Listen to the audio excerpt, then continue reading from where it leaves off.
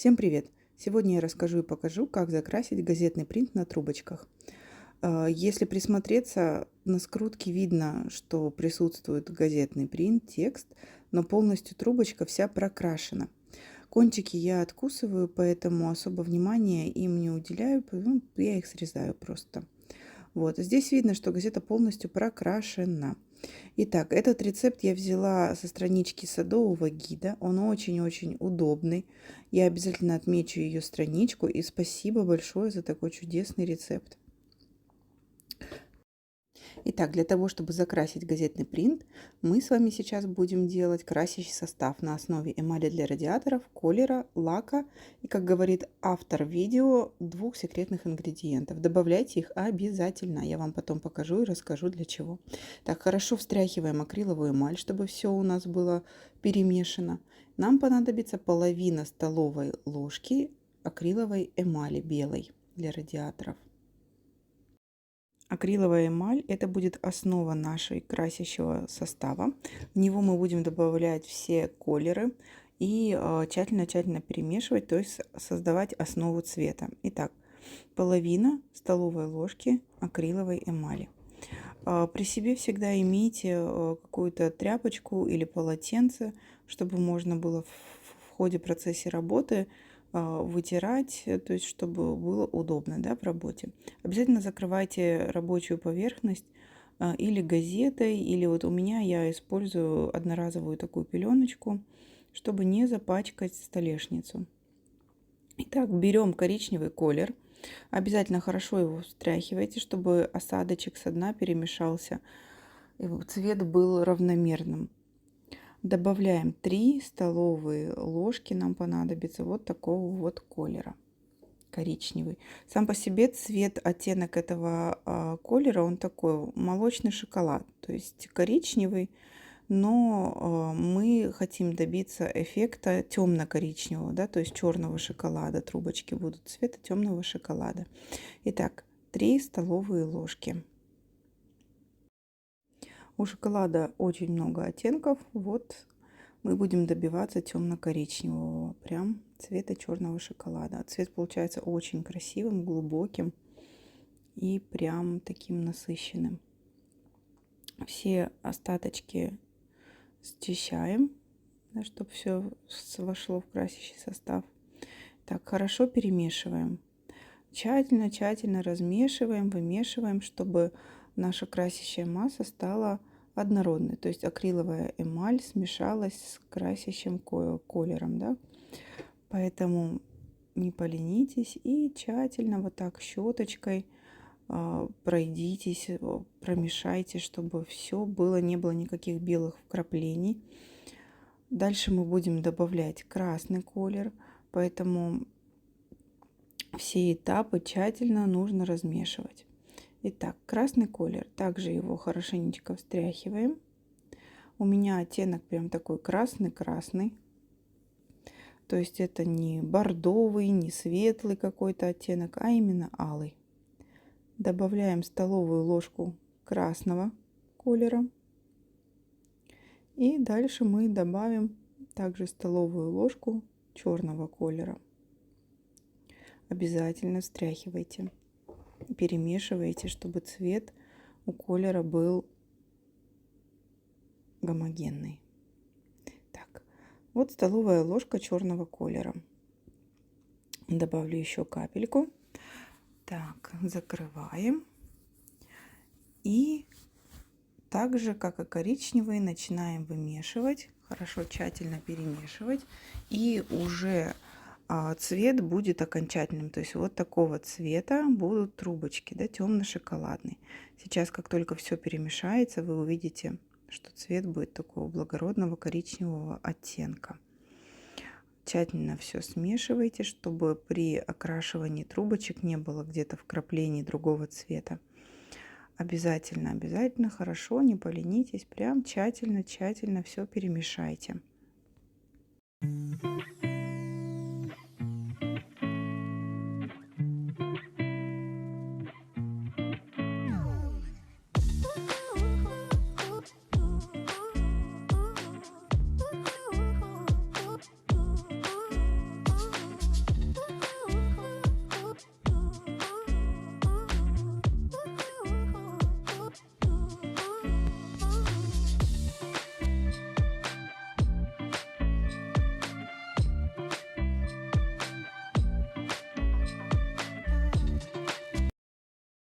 Теперь в красящий состав мы будем добавлять 4 столовые ложки акрилового лака. Обязательно акриловый лак также перемешайте. Берите, набирайте лак чистой столовой ложкой, чтобы не испортить сам лак. Смотрите на консистенцию своего лака. Если у вас прям жидкий-жидкий свежий акриловый лак, вы можете добавить 5 столовых ложек. У меня лак уже такой достаточно густой, поэтому мне хватит 4 столовые ложки. Лака будет прям достаточно. Лак сразу закрывайте и убирайте, чтобы как можно меньше он находился на воздухе. Чем меньше он будет открытым, тем дольше он вам прослужит. Так, я добавила еще немножечко. Получается 4,5 где-то ложки акрилового лака у меня в красящем составе. Остаточки все аккуратно снимаем с ложки, чтобы все попало в красящий состав.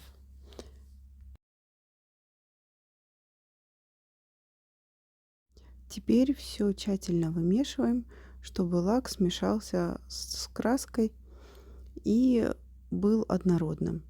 То есть, чтобы на поверхности вот не было этой белой пленочки акриловой, не было этой пленки лака, аккуратно все также тщательно вымешиваем. Вы прям увидите, как смесь у вас опять будет однородной. Как только она стала однородной, это значит, что все, вы хорошо все перемешали, и можно будет добавлять следующие ингредиенты.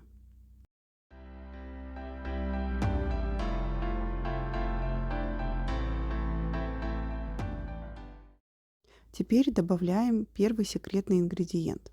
Это жидкость для мытья посуды. Любая абсолютно. Нам понадобится 1 чайная ложка. Я вот так вот прям с горочкой добавила. Перемешивайте аккуратно. То есть вот вы добавили жидкость для мытья посуды и начинайте перемешивать, то есть не взбалтывая как-то, не активно, а такими более растирающими движениями, чтобы никакой пены не образовалось. Многие переживают, что будет пена, но ее не будет, если аккуратненько, прям вот такими именно растирающими плавными движениями вы будете добавлять к нашей смеси. Итак, аккуратно, тщательно, никуда не спеша, вот такими именно растирающими движениями, плавными добавляйте жидкость для мытья посуды в нашу основу.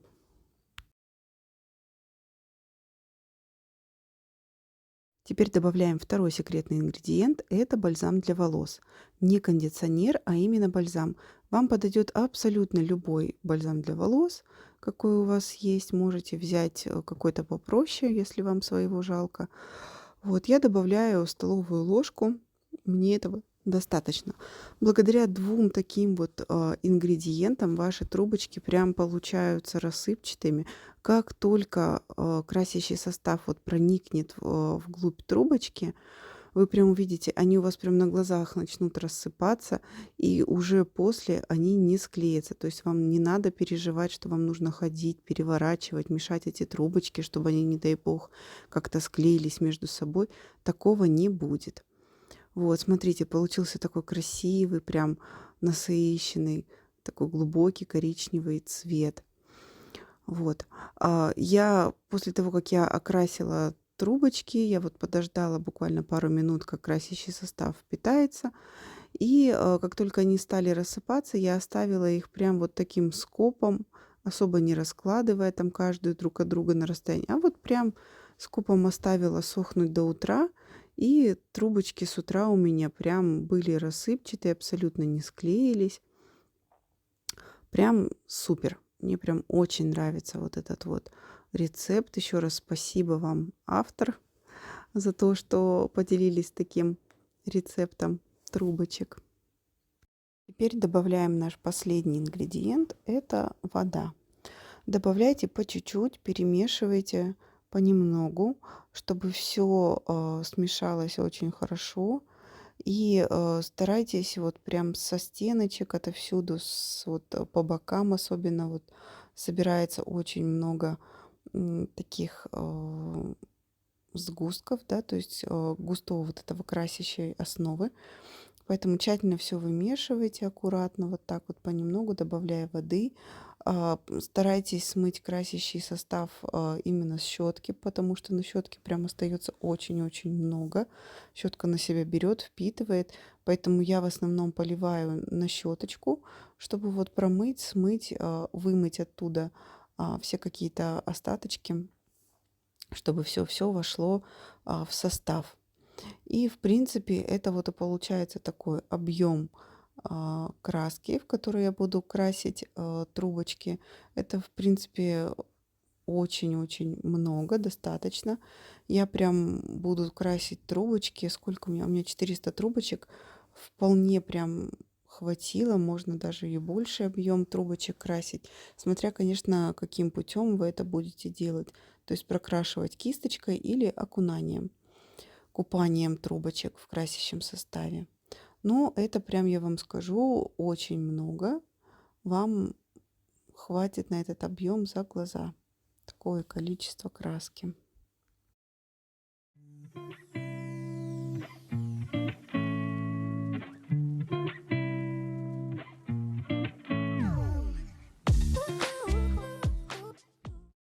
Итак, для того, чтобы прокрасить трубочки, нам понадобится вот такой поддон или любая другая удобная тара, в которой вы будете красить. У меня вот такой вот рабочий мой поддончик, очень удобно в нем красить. Вот, как вы видите, трубочки у меня с ярким характерным газетным принтом. Где-то есть прям рисунок, где-то есть цветные рисунки, которые надо будет прокрасить. Перед тем, как вылить небольшое количество краски, я опять ее все хорошо перемешиваю, чтобы все компоненты смешались. И выливаю небольшое количество в поддон, в тару. Буду красить трубочки путем окунания их, купания. То есть не кисточкой, а вот вылила немного краски и буду их купать в этой краске. Берем определенное количество трубочек и вот таким вот путем, тряся, перемешивая их, купаем в этом растворе. С первого раза краска полностью не закрасит газетный принт, поэтому надо будет подождать, пока она немножко схватится, подсохнет, и красить на второй раз. Вот уже видно, что трубочки достаточно такие рассыпчатые, то есть они прям не слиплись одним таким комом. То есть когда их ворошишь, они уже вот в руках прям пересыпаются. Это все благодаря вот эффекту бальзама плюс жидкости для мытья посуды. Вот беру следующую партию трубочек и таким же способом буду все прокрашивать. Смотрите, чтобы у вас вся трубочка прокрашивалась равномерно. Скрутки я не особо так важно уделяю момент прокрашивания. То есть если где-то у меня кончики не прокрасятся, я не расстраиваюсь, потому что все равно в процессе плетения это все срезается и, в принципе, оно по-любому не попадет в плетение. Внешний вид это никак не испортит. Главное, чтобы вся длина трубочки и вот сам конец трубочки, место, куда вот мы наращиваем, да, хвостик наш, был хорошо прокрашен. Вот это да, здесь нужно прям следить за этим. То есть, чтобы не было никаких-то белых пятен или других каких-то непрокрасов. За этим нужно следить. Вот таким вот способом купания крашу трубочки, складываю их вот в такой вот поддончик. Потом я трубочки раскладываю вот в таких же картонных коробочках, я их сушу. То есть я их раскладываю как, чтобы они быстрее просохли трубочками в один слой, да, и они у меня уже подсыхают.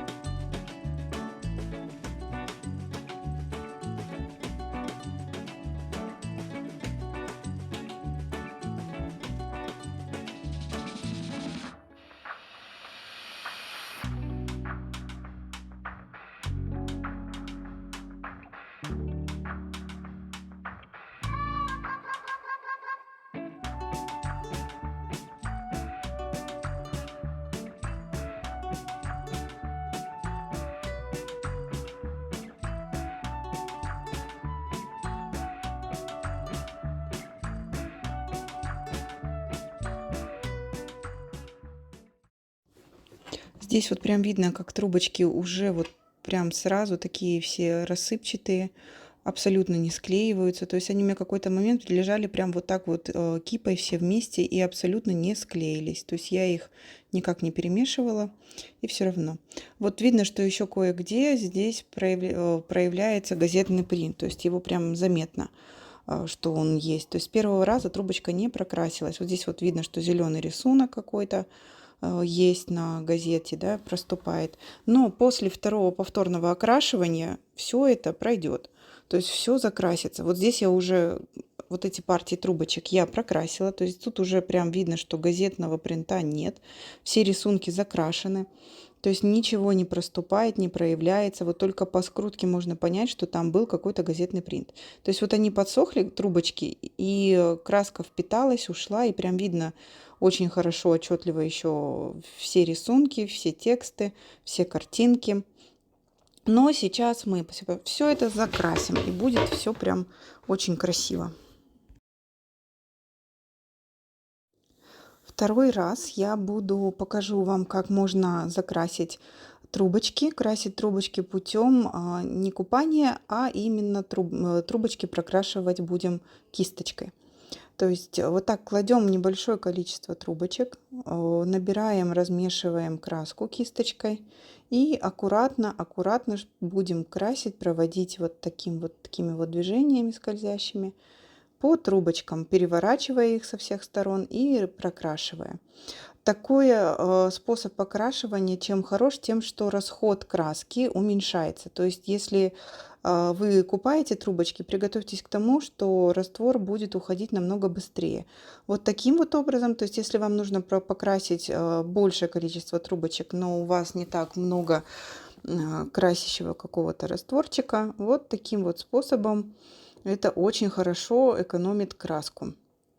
И очень также все прекрасненько закрашивается принт газетный. Особое внимание здесь, конечно, уделяйте кончикам. Вот, или так кисточкой прокрашивайте их, но я в дальнейшем буду просто эти кончики окунать вот в краску, чтобы они прям точно все прокрасились.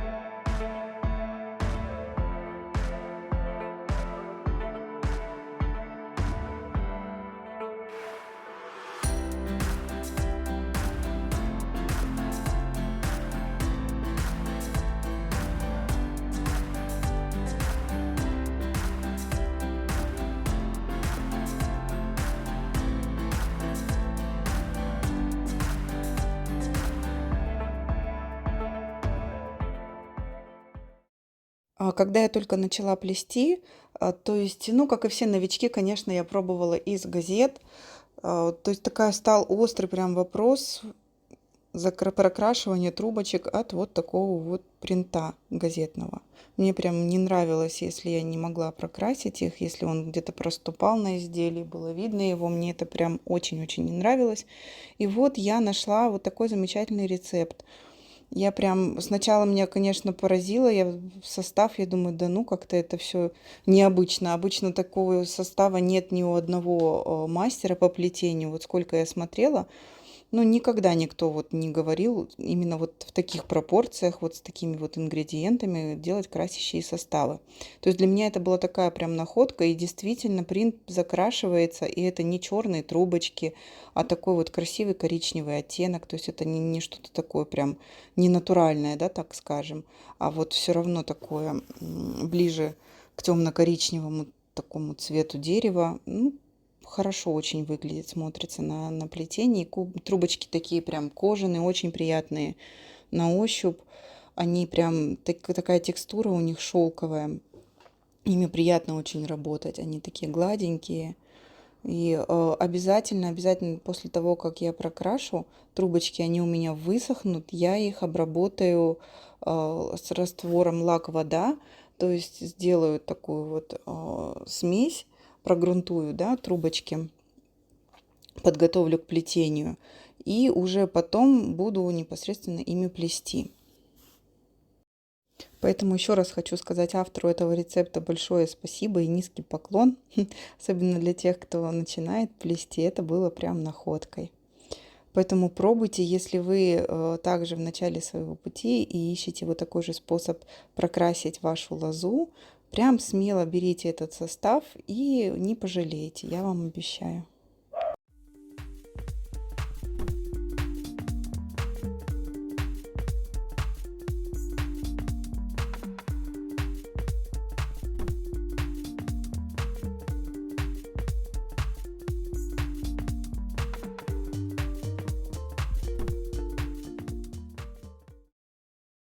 Беру последнюю свою охапку трубочек. Все трубочки, все 400 я прокрасила. Это вот последние.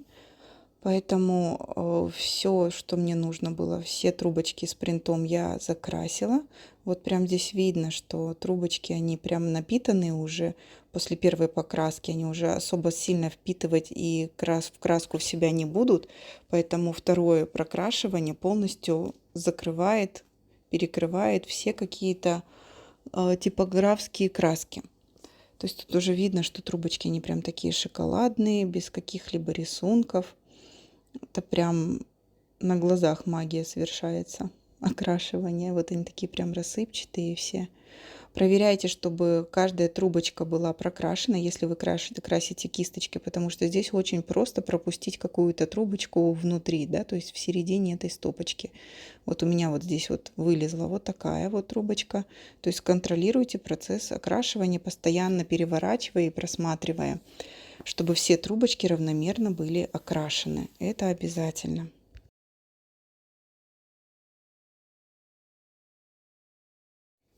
Итак, все трубочки прокрашены. Теперь я немного вытру свою рабочую поверхность. И вот вы видите, что они абсолютно рассыпчатые, такие вот не склеиваются и полностью прокрашены уже сейчас. Видно вот по лозе, что нету никакого принта. И вот они прям такие насыщенного, глубокого коричневого цвета. Остается их высушить и обработать перед плетением. Трубочки я, как уже говорила, сушу вот в таких вот поддончиках, да, в таких коробочках картонных. Мне, в принципе, это удобно. Я их вот так вот раскладываю в тонким-тонким слоем. Даже если они где-то будут соприкасаться друг с другом, это ничего страшного при таком способе, таком составе окрашивания. То есть они не слипнутся. Вот у меня вот это количество трубочек я раскладываю на 3-4 своих поддонов для сушки. Вот в таком количестве они у меня будут сушиться на каждом поддончике.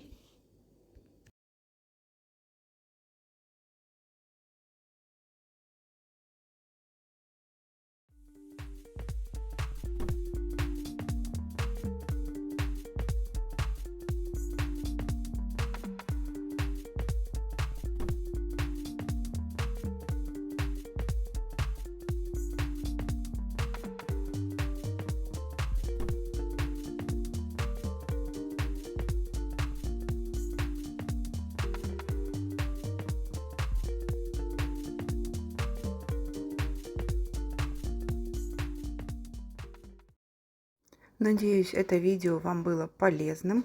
Мне поначалу, конечно, это очень помог этот рецепт. Надеюсь, он будет полезен и вам. Поэтому, если у вас остались какие-то вопросы или вам что-то интересно, спрашивайте, пишите в комментариях, я вам обязательно отвечу, где-то подскажу. Всем пока-пока, подписывайтесь и ставьте колокольчики.